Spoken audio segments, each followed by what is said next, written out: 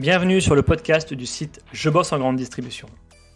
Je suis Jonathan, éditeur du site Je bosse en grande distribution et après plusieurs expériences comme chef de rayon et un passage dans le monde des médias, j'ai décidé de faire de Je bosse en grande distribution le rendez-vous de celles et ceux qui vivent le commerce au quotidien. Chaque semaine, je reçois un invité pour parler des nouveaux enjeux passionnants du monde de la grande distribution. On y parle des métiers, de transition numérique ou encore des sujets liés à la RSE. Si vous êtes un auditeur fidèle ou simplement de passage, et si cet épisode vous plaît, pensez à nous laisser une note ou un commentaire sur les plateformes d'écoute comme Apple Podcast ou Spotify, cela nous aide énormément. Place maintenant à l'épisode du jour, bonne écoute. Bonjour Romain. Bonjour Jonathan. Tu es un des co-associés de l'agence Skill, le cabinet de recrutement 100% retail. Alors j'ai déjà reçu Pierre Guivarch, un des associés du cabinet, dans un précédent podcast pour parler du recrutement en grande distribution. Et il m'a soumis l'idée de t'inviter pour parler d'un sujet encore plus précis, c'est le management de la génération Z. C'est un sujet qu'on évoque assez peu, mais qui pourtant donne du fil à retordre à de nombreux managers en magasin. Alors avant d'évoquer le sujet, j'ai quelques questions de présentation classique. Est-ce que tu peux rapidement nous dire qui tu es et rappeler également ce qu'est Skill ? Oui, alors avec plaisir.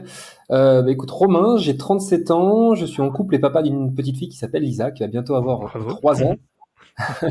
Alors moi j'ai un parcours retail, si je suis là c'est aussi pour ça, de 12 années dans une seule enseigne Decathlon. Voilà, donc en fait je suis passé par tous les postes opérationnels de l'enseigne. J'ai commencé responsable de rayon en Bretagne, puis je suis passé responsable service client, puis directeur adjoint dans le sud de la France à Toulon, avant de faire 4 années sur le poste de directeur de magasin, toujours à Toulon sur le magasin d'Olioul. Ça c'était mon parcours des 4, voilà. Et puis comme je suis animé moi d'une forte volonté de transmettre depuis que je suis tout jeune, c'est quelque chose qui me passionne. Je voulais d'ailleurs être prof de PS, mais le concours en a décidé autrement. J'ai du coup beaucoup formé en interne chez Decathlon. C'était une vraie passion, c'est une mission que j'avais en plus de mon métier de directeur. Et je formais notamment sur le management, qui est vraiment un sujet de prédilection pour moi. Ouais. Et donc logiquement, j'ai rejoint le cabinet Skill. Ça fait 7 mois maintenant. Et l'idée, c'était de réunir 2 de mes passions. C'était le côté développer le capital humain. Et puis rester toujours connecté à la distri, puisque j'ai pris énormément de plaisir pendant 12 années à Decat à travailler dans la distri, et ça je voulais garder ça. Un mot sur Decathlon justement, pourquoi avoir choisi l'enseigne à l'époque, et est-ce que tu peux nous en dire un peu plus sur la culture de l'entreprise, de ce qu'est Decathlon, parce que j'ai l'impression qu'il y a quand même un vrai écosystème et il y a une vraie volonté d'encourager la promotion au sein de l'enseigne. Ouais, tout à fait. Alors, le retail, et Decat, c'est en toute transparence, c'était un gros hasard à la base. Ouais. Moi, je me prédestinais plutôt à être dans l'enseignement, comme je te le disais. Ouais. Et puis après, je me suis un peu dirigé vers le management, plutôt dans la partie événementielle du sport. Ouais. Et en fait, je devais faire un stage, si tu veux, à la sortie de mes études, à la fin de mon master, et dans le foot, puisque je suis footeux, et que ça me faisait rêver d'intégrer un club pro. C'était le FC Nantes à l'époque. Et comme le milieu du foot est un milieu qui est pas toujours très glorieux, je me suis retrouvé un peu au dernier moment sans stage. Et donc, à l'époque, je suis allé voir Decat en disant, est-ce que vous voulez de moi, parce que je suis un peu dans la merde. Et j'ai commencé comme ça, et je suis jamais reparti de Decathlon. J'ai même pas terminé mon master, en fait, tellement je me suis pris dans le jeu de l'enseigne. Donc, pour te répondre, un peu un hasard au départ, mais je suis tombé amoureux à la fois du commerce et de l'enseigne. Pourquoi cette enseigne? Pour répondre à ta question sur la notion de forte culture, parce que comme tout le monde le sait, en fait, c'est une enseigne qui accorde énormément d'importance à l'humain, avec le grand H. Ouais. C'est-à-dire que on consacre beaucoup de temps au développement des compétences des collaborateurs. Donc, on fait confiance aux novices qui intègrent l'enseigne, et puis on les développe, on les fait grandir, avec une posture managériale qui, moi, m'a parlé tout de suite, où on met vraiment au centre des décisions les collaborateurs, peu importe leur métier. Et ça, cette capacité à laisser décider, à faire oser, à laisser le droit à l'erreur, etc., ça m'a parlé tout de suite. Et finalement, ça, c'est fortement ancré dans cette enseigne, et c'est ce qui m'a beaucoup plu. Comme quoi, quand on dit que la grande distribution fait confiance aux jeunes, c'est pas que des belles paroles. Il y a des vraies opportunités, en tout cas, pour des jeunes diplômés de faire carrière dans ce secteur-là. Ouais, exactement. J'en suis la preuve, puisque le commerce, j'y connaissais pas grand-chose, le management juste dans des livres. Et en fait, j'ai tout appris sur le terrain. J'ai été très bien accompagné pour ça, et finalement, c'est devenu une révélation. Top. Et du coup, alors juste pour revenir sur Skill en quelques mots, qu'est-ce que c'est aujourd'hui ? Alors Skill, donc c'est un cabinet de recrutement aujourd'hui qui est vraiment spécialisé dans les métiers du retail, puisque Pierre, que tu as reçu, qui a créé le cabinet il y a un peu plus de 2 ans maintenant, est un ancien retailer aussi. On s'est connu à Decathlon d'ailleurs. Ouais. Et donc la promesse de Skill, c'est avoir une équipe 100% retail. Donc toutes les personnes qui composent le cabinet sont passées par les métiers du retail, ce qui permet de parler le même langage avec nos clients et puis nos candidats. On a une vraie promesse de rapidité, ça c'est notre deuxième promesse, puisqu'on sait que dans le retail c'est important d'aller vite, et encore plus en ce moment. Ouais. On en parlera tout à l'heure. Ouais. Et le troisième point, c'est qu'on intervient vraiment sur toute la France et toute enseigne confondue, donc aussi bien dans l'alimentaire, dans le sport, dans le bricolage. Voilà un peu ce qu'est le cabinet Skill aujourd'hui. Ça marche, donc Skill, SK2I2L, on mettra le lien dans la description du podcast. Alors, on en vient à nos jeunes de la génération Z. Alors, en faisant quelques recherches, j'ai appris, et ça c'est pour la culture perso, qu'on les appelait aussi bien génération refresh ou digital intuitive. Ce sont des profils nés entre 95 et 2015. Alors, pour se remettre dans le contexte, c'est quoi la génération Z ? Alors déjà, tu as donné plein d'infos qui sont hyper intéressantes. C'est qu'ils ont encore un autre nom. Moi, je les connaissais sous le nom de Digital Native. Voilà, mais en fait, quand on recherche un petit peu, en effet, il y a beaucoup de sujets sur cette génération. Ouais. Tu l'as dit en introduction, alors avant de te donner quelques éléments sur la génération, c'est un sujet dont on va de plus en plus parler, cette génération Z. Ouais. Parce qu'il faut savoir qu'aujourd'hui, ils sont quasiment 20% de la population active. Ouais, quand même. Et que à 2030, on sera un tiers de la population active, ça sera des personnes de la génération Z. Et là où c'est un sujet d'actualité, c'est que on sait qu'aujourd'hui, le recrutement, pour faire un lien avec le recrutement, est très difficile. Avec ces nouvelles générations, les fidéliser, c'est très compliqué. Ouais. Et en fait, c'est juste parce que on a un peu de mal à les comprendre. Nous, génération Y, voire les générations d'avant. Donc c'est pour ça que c'est important de savoir un peu comment ils fonctionnent. Donc, pour donner quelques éléments, donc il faut savoir que tu l'as dit, c'est une génération qui est née en 95. Certaines études disent qu'ils vont jusqu'à 2010. Ceux qui disent que ceux après 2010 qui naissent sont déjà la génération alpha, mais bon, ça c'est un autre débat. Ah oui. Okay. Voilà. En tout cas, aujourd'hui, 2-3 éléments comme ça pour bien les connaître. Il faut savoir qu'en fait, ils sont aujourd'hui quasiment 8 sur 10 à regarder plus YouTube que la télé.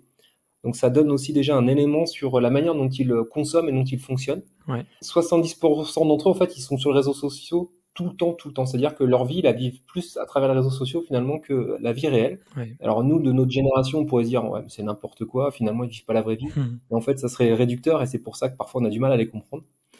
Plein de choses qui sont hyper intéressantes, c'est comme ils sont nés, nous, génération Y, on a appris à évoluer avec les outils digitaux, c'est-à-dire qu'on a appris à s'adapter à ces outils. Ouais. Quand eux, ils sont nés avec. Et donc, finalement, ils n'ont pas eu ce temps d'adaptation. Finalement, ils ont toujours su comment évoluer avec ces outils-là.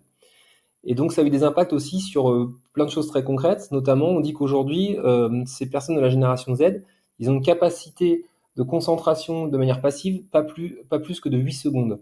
C'est-à-dire que de manière passive, quand ils doivent, alors là je fais un lien avec toujours le recrutement, quand on a des annonces pour ces jeunes de cette génération, si c'est des textes trop longs à lire, autant dire au bout de 8 secondes on les a perdus et c'est pas la peine, on n'ira pas plus loin. C'est fou. Voilà. Et en situation un peu plus active, on n'arrive pas à les garder connectés plus de 12 minutes. Et encore moins justement quand ils n'ont pas un outil entre les mains, etc. Donc voilà, tout ça c'est plein d'éléments qui nous font dire génération spécifique qu'il est important de bien appréhender pour savoir comment bien fonctionner avec elle.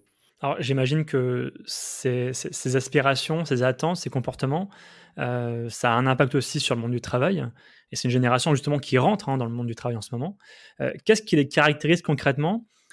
On parle un peu d'autonomie, de volonté de liberté, de créativité. Est-ce qu'on peut dessiner un profil type de ce qu'ils sont en entreprise, ou de ce qu'ils attendent en entreprise ? Ouais, tout à fait. Il y a plein de choses assez concrètes qui les définissent. On parle beaucoup aujourd'hui de génération de slashers. Alors slashers, c'est ceux qui vont avoir plusieurs postes en même temps. Donc souvent ils ont 2-3 métiers en même temps. Et c'est pas par défaut. C'est pas parce qu'ils n'ont pas le choix. C'est parce qu'ils ont la volonté de ne pas s'ennuyer. Et ils ont l'impression que pour ne pas s'ennuyer, il faut avoir plein d'activités différentes. Et en fait, ça, c'est déjà hyper important parce que dans la manière de travailler avec eux, en fait, on est de plus en plus en train de se dire que ces générations-là ne veulent pas un métier, mais plutôt des missions. Ouais. Et plutôt un panel de missions qui va éviter qu'ils s'ennuient et qui va pouvoir leur faire toucher à plein de choses. Ce qui les caractérise de manière assez globale, c'est que ce sont des personnes qui ont besoin de beaucoup de sens. Donc, quand on leur donne pas du sens, qu'on leur explique pas pourquoi il faut faire les choses, ils les feront pas ou alors ils les feront avec beaucoup moins d'engagement. Tu l'as dit tout à l'heure, ils ont besoin de beaucoup d'autonomie, de liberté. Et ça, c'est hyper intéressant parce que en lien avec un autre point qui est important, c'est qu'ils ont pas forcément envie d'avoir trop de hiérarchisation. Donc, le côté très pyramidal de nos organisations, comme on les connaît dans la plupart des enseignes, des magasins, Ouais. C'est quelque chose qui convient pas à cette génération. Mais là où c'est assez paradoxal, c'est que pour autant, ils ont besoin d'un cadre. C'est-à-dire que s'ils n'ont pas de cadre, ils sont perdus. Donc quand on remet un peu tout l'un dans l'autre, en fait, ils ont besoin d'un cadre, mais un cadre qui doit être assez grand, c'est-à-dire un cap assez clair quand même pour eux. Mais à l'intérieur de ce cadre assez grand, ils doivent avoir un maximum d'autonomie, de liberté pour s'exprimer et faire parler leur créativité. Donc on l'a dit tout à l'heure, c'est aussi une génération qui généralement s'ennuie très rapidement et ils sont souvent à la recherche de conditions de travail très agréables, puisque contrairement à nos générations, Ouais. pour eux, l'équilibre pro-perso, c'est hyper important. Alors tu parles effectivement de hiérarchisation dans un monde un peu sclérosé, hein, qu'est la grande distribution, un monde où les rôles, les postes sont très définis. Comment ça se passe pour eux l'intégration au sein d'enseignes peut-être que Decathlon, peut-être Intermarché, Leclerc? Est-ce que vous avez des retours d'expérience? Ouais, ouais, tout à fait. Ben, moi, je l'ai vécu en tant que directeur de magasin pour parler de Decathlon, où en effet, j'ai vu une évolution dans la manière d'intégrer ces profils de la génération Z pour ceux qui arrivent sur le marché du travail par rapport à des plus anciens de la génération Y.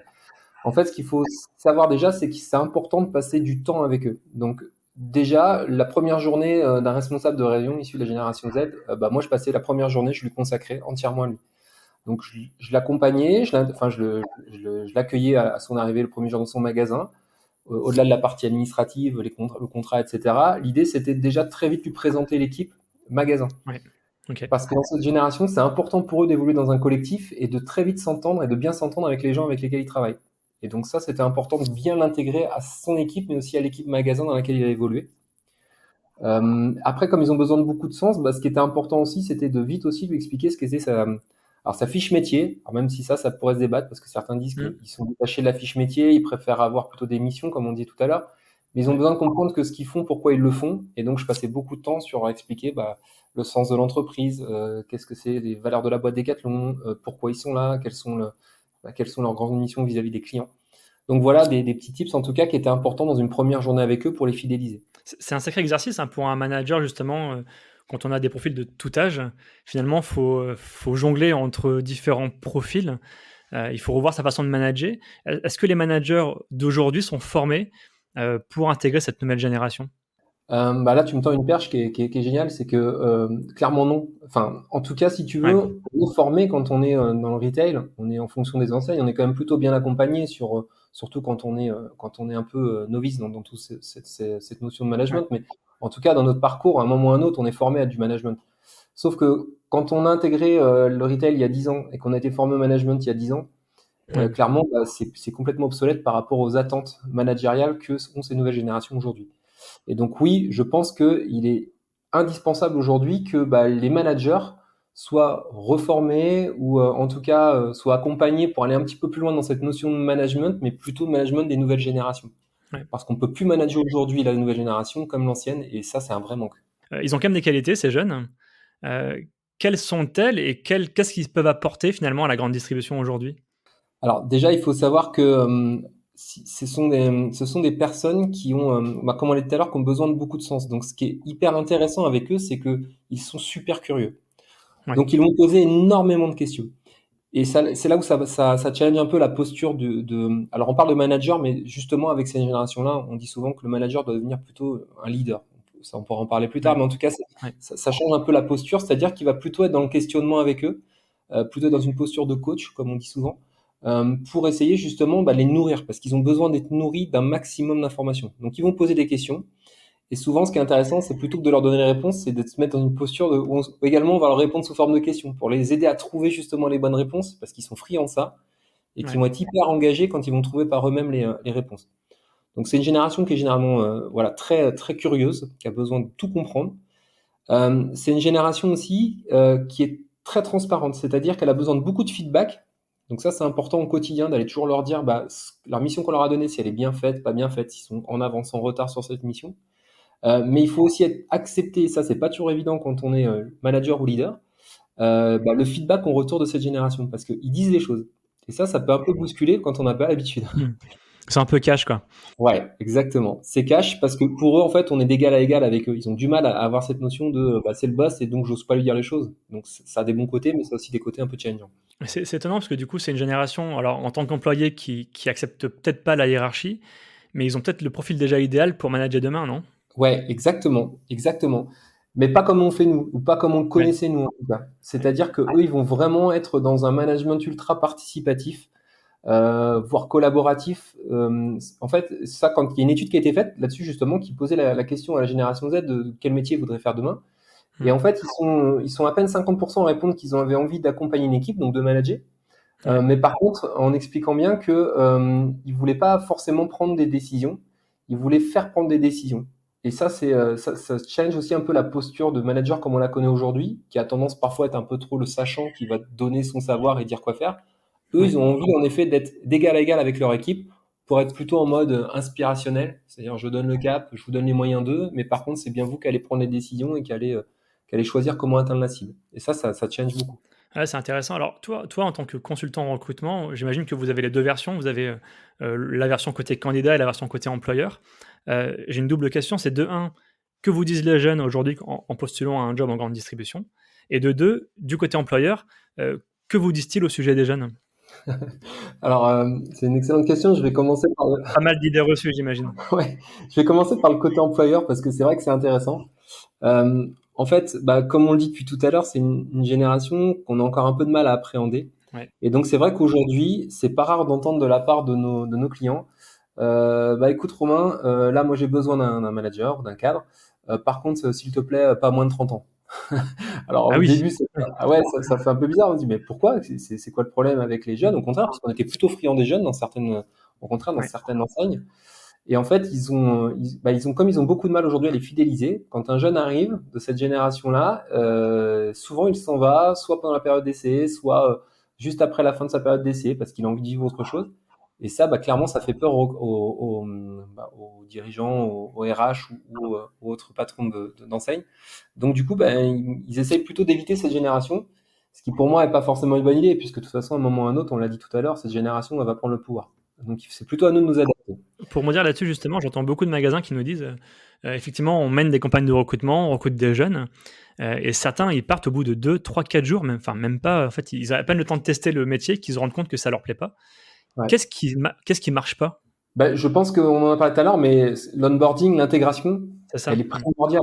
Elle est primordiale. Si la première journée vécue par le nouveau collaborateur est pas bonne, et pour Ouais, toutes les raisons que j'évoquais tout à l'heure, hein, manque de sens, manque de temps consacré, mauvaise intégration à l'équipe, ouais. ça peut suffire à le faire fuir. Et alors, soit il se plantera même pas le deuxième jour, soit en effet, ça va mûrir un petit peu dans sa tête, et puis bah, tu le reverras pas. Ça, on le voyait pas il y a quelques années. Non, parce qu'on n'avait pas les mêmes attentes, parce que la valeur travail était un petit peu différente. C'est-à-dire que bah, on était content d'avoir des responsabilités dès le départ, et même si on nous disait quoi faire sans forcément mettre beaucoup de sens, bah, c'est pas grave, c'était normal. Sauf que pour eux, ça allait plus, et donc bah oui, c'est à nous de nous adapter à ça, et pas l'inverse, ça c'est clair. OK, alors, justement, pour reprendre la double question, alors qu'est-ce qui se passe côté candidat? Qu'est-ce qu'ils vous demandent, en fait, avant de postuler à un job?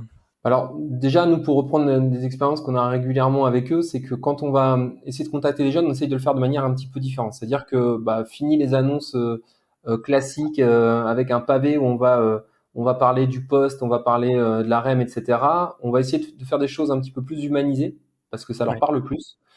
Et donc, on va essayer de faire des annonces vidéo. On est en train justement de préparer ce projet-là. OK. Donc, de mettre en situation, aller filmer bah, des responsables de rayon, des chefs de département, des chefs de secteur, dans l'exercice de leurs fonctions, leur demander de parler du métier de manière très rapide, en moins d'une minute, et de leur enseigne pour que ça donne envie justement bah, à la personne en face de les rejoindre. Ça, c'est déjà dans la manière de sourcer, de capter l'attention de cette génération, c'est hyper intéressant. Ça fonctionne plutôt très bien. Après, dans les échanges qu'on a avec eux, les questions récurrentes qu'on va avoir, c'est une nouveauté hein, qui arrive, hein, ça va être est-ce que vous avez un accord de télétravail dans cette enseigne? Ça peut paraître hyper Ah oui, paradoxal parce qu'on parle bien ouais, de distance, mais pour autant, bah, souvent la question, elle vient sur le tapis et c'est normal, hein, c'est contextuel.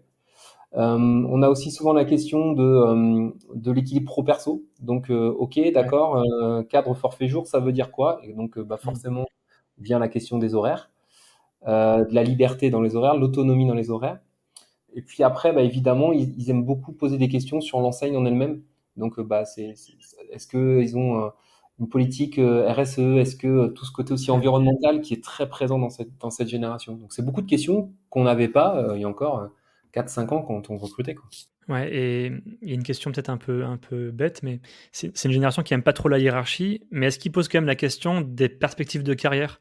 Je sais qu'il y a des enseignes, bon, le Decathlon, c'est très connu, il y a une école interne, de formation de futurs directeurs. Chez Carrefour, ils ont l'école des leaders, par exemple, aussi. Est-ce qu'ils sont aussi en attente d'une promesse de formation, de carrière de la part de l'enseigne? Ouais, alors tu as raison d'insister là-dessus parce que on est intervenu justement auprès des Decathlon il y a tout récemment là auprès de tous les RH France sur ce sujet-là pour un peu éclairer Mmh, nous, notre vision justement externe. ouais, Ce qu'il faut savoir, c'est que c'est une génération qui a envie de prendre plus de responsabilités. ouais, Donc ils ont besoin d'être formés, ils ont envie d'être formés, c'est important de les former et de les accompagner vers cette prise de responsabilité. Par contre, c'est pas à n'importe quel prix. Derrière ça, il y a deux choses. Il y a la notion de mobilité. Cette génération, elle est pas prête à bouger comme on était prêt à le faire, nous, il y a encore quelques années. ouais, OK. Donc, en gros, c'est prendre des responsabilités, d'accord, mais comment je peux prendre des responsabilités en restant dans mon magasin?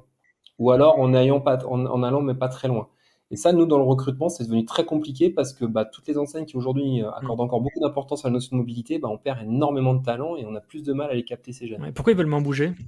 C'est une question de stabilité. C'est pareil, ça fait partie de leur manière de voir les choses. C'est qu'ils ont peur de s'ennuyer, mais en même temps, comme ils sont très attachés à l'équilibre pro-perso, Oui, quand c'est ils ont vrai. construit une famille, quand ils sont attachés à une ville, ou une Mmh. région, hein, ils se voient pas partir à l'autre bout de la France, quoi. J'ai une question, peut-être un peu philosophique. En préparant ce podcast, je me suis dit, est-ce que finalement cette génération ne ressemble pas aux précédentes? Je dis ça parce que quand je suis rentré en grande distribution, il y a déjà, bon, quasiment 15 ans, on disait déjà des jeunes de la génération Y, auquel on appartient, qu'on était aussi des autodidactes, qu'on était autonomes, créatifs, qu'on allait dominer le monde parce qu'on maîtrisait le digital. J'ai l'impression que l'histoire se répète finalement de génération en génération, et est-ce que ce problème de génération Z, c'est pas finalement la confrontation entre la vieille école qu'est la grande distribution, et cette nouvelle génération en quête de sens et d'identité? T'as probablement raison. C'est vrai que c'est des choses qu'on entendait déjà, nous, de notre génération. Ouais, Il y a quand même des différences. C'est-à-dire que, tout à l'heure, on le disait, nous, notre génération, on nous disait déjà qu'on était beaucoup plus créatifs, qu'on avait des tout attentes à un fait. peu différentes de la précédente. Mais de toute manière, ça continuera d'évoluer dans ce sens-là, parce qu'on parlait de la génération alpha tout à l'heure, ça sera la génération Z++, c'est-à-dire que ce qu'on commence à voir dans cette génération, ça sera amplifié dans celle-ci. Plus les outils digitaux vont évoluer, et ils continuent d'évoluer au quotidien, Mmh, plus les générations qui vont naître avec vont évoluer avec, ouais. et donc vont forcément avoir des aspirations différentes. Donc nous, on est né sur Internet, clairement. Enfin, moi, je parle de ma génération, je suis né en 85. Mmh, Je suis né, Internet existait à peine. ouais. Et donc, moi, toute ma jeunesse n'a pas été bercée par Internet. Bien au contraire, c'est arrivé plus tard. Je devais avoir entre 15 et 20 ans quand je pense j'ai commencé à maîtriser des outils de réseaux sociaux. Eux aujourd'hui, enfin ils ont 10 ans qu'ils savent déjà servir Ouais, de c'est Facebook, clair. Insta, etc. Donc forcément, ça change leur relation, leur perception des autres et du monde. Ouais. Donc forcément, ça les diffère quand même un peu de notre génération. Et je te parle même pas de la génération boomer, hein, celle avant la nôtre, Ouais, eux, pour eux, c'est du chinois et ils comprennent pas ces comportements-là. ouais. Et souvent, je le dis, mais il y a une stat qui est hyper intéressante qui disait que les générations qui naissent aujourd'hui, là, Oui, quand ils auront l'âge de travailler, pour 80% d'entre eux, ils feront un métier qui n'existe pas encore. ouais, c'est vrai. Et ça montre bien qu'ils vont continuer d'évoluer et il va falloir s'adapter à ça. En tout cas, merci, beaucoup Romain pour cet éclairage sur la génération Z, c'est passionnant. J'ai 2 dernières questions.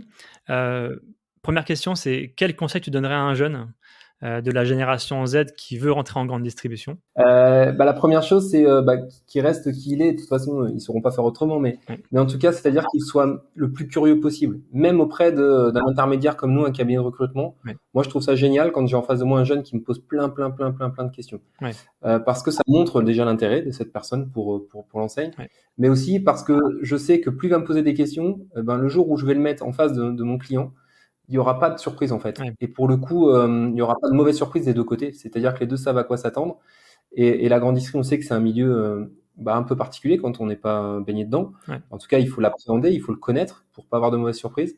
Et c'est vrai que nous, du coup, quand on va chercher en externe des jeunes comme ça qui connaissent pas la distri, on est le plus transparent possible avec eux et on aime en tout cas qu'ils soient le plus curieux possible sur la boîte, sur le métier, sur les horaires surtout. C'est très bien comme ça. Ouais, faut pas hésiter à poser des questions et entretenir cette proximité finalement avec, vos futurs décideurs quoi, futurs managers. Exactement.